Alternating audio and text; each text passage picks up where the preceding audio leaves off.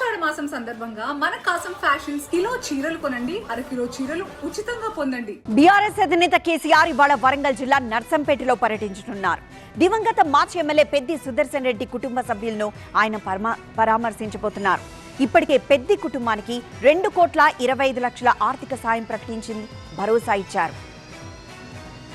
ఆరోగ్యంతో మరణించిన పెద్ది సుదర్శన్ రెడ్డి కుటుంబానికి బీఆర్ఎస్ అండగా నిలిచింది. సుదర్శన్ రెడ్డి ఇద్దరు పిల్లలకు చెరో ₹1 కోటి చొప్పున ఆర్థిక సాయం ప్రకటించారు బీఆర్ఎస్ అధినేత కేసీఆర్. అలాగే పెద్ది సుదర్శన్ రెడ్డి తల్లి అమృతమ్మ వృద్ధాప్యంలో ఉన్నందున ఆమె బాగోగుల కోసం మరో ₹25,00,000 ఆమె పేరుపై బ్యాంకులో జమ చేయాలని నిర్ణయించారు. దీంతో మొత్తం ₹2,25,00,000 పెద్ది సుదర్శన్ రెడ్డి కుటుంబానికి బీఆర్ఎస్ ఆర్థిక సాయం దక్కనుంది. పిల్లల భవిష్యత్తు, వారి చదువులు, కుటుంబ సంక్షేమాన్ని కూడా నిరంతరం పర్యవేక్షిస్తూ పార్టీ అండగా నిలుస్తుందని కేసీఆర్ తెలిపారు. ఫలితంగా పిల్లల చదువు, వారి భవిష్యత్తుకు పార్టీదే బాధ్యత అని స్పష్టం చేశారు.